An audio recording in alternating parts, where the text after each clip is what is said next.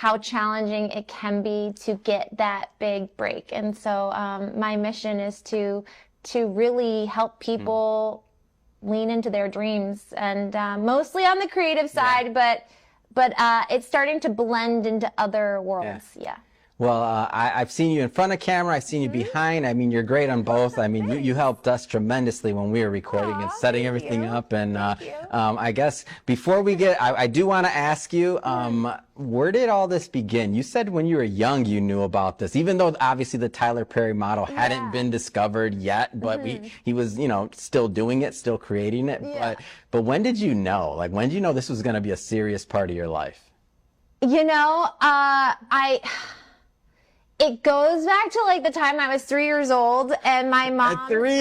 At 3 years old, I would like set up, I would dance for my parents. Like, I put on my ballet outfit, and I would dance, and I would sing, and I would perform, and I felt so much joy doing that. Like, and I feel like a lot of kids do like to put on shows, but then it got progressively more intense. Like, my dad got a camcorder, and I was like, can I borrow your camcorder? And I was 7. And I set it up in my parents' basement, and I set it up, and it was called The Michelle Show. So I had my own daily talk show, and then I would... Hold on, what age was this? 7.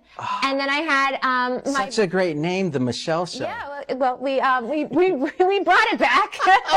Brought it back last year, and filmed it outside last summer, which was really fun. And I would take my Barbies, and I would film my Barbie dolls. So I would write scripted content and then film my Barbies, and then I would also have I would also host a show, and then I would direct my friends and like have these plays, like these elaborate plays in my parents' basement. And I didn't have a whole lot of friends growing up because I literally looked at each individual friend as like a bigger Barbie doll to be part of my production. Oh my gosh. Yeah, so like I've always known since I was super little. Do you still secretly look at us like that? Like, kind of, yeah. I thought so. Because I see the world like a giant sitcom, a giant story. And when I was 16 and I was working at a pool, the guy that I was working with was like, "Do you feel like you're being recorded all the time?" And I said, "Actually, I do." Yeah. I do, but it's through the way I look at the world. Like I just look at it, and